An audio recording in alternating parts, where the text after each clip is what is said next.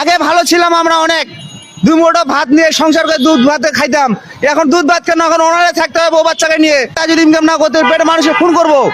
আমি যদি ইনকাম বউ বাচ্চাকে না করে মিলে খাইতে পারি, তা আমি কি করবো কোন?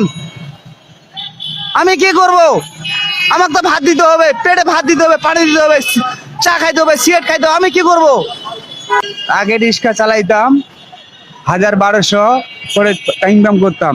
এতে আমার পরিবার 5টা সদস্য আমি চালাইতাম, ঢাকা শহরে রিক্সা চালাই। এখন আমি নিজে খাওয়া দাওয়া বাঁচতে পারি না। এই আন্দোলন থেকে আমি এখনো 2000 টাকা বাড়িতে পাঠাতে পারিনি। বউ বাচ্চাকে কি খাওয়ামু? নিজে এখানে রুম ভাড়া দিতে পারি না। ইনকাম মনে করেন যে 400-500 টাকা ইনকাম হয়, 400-500 টাকা সংসার এখানকার ঢাকার খরচায় চলে যায়। আর কিভাবে দেশে টাকা পাঠাবো? দেশের বউ বাচ্চা না খাওয়া থাকতে হইব। এইভাবে যদি আমরা দিনকাল যায়, তাহলে আমাদের জীবন যেমন কিভাবে বাঁচবে? এতে বিশ্বাস করবেন না, আপনি সকাল থেকে আমি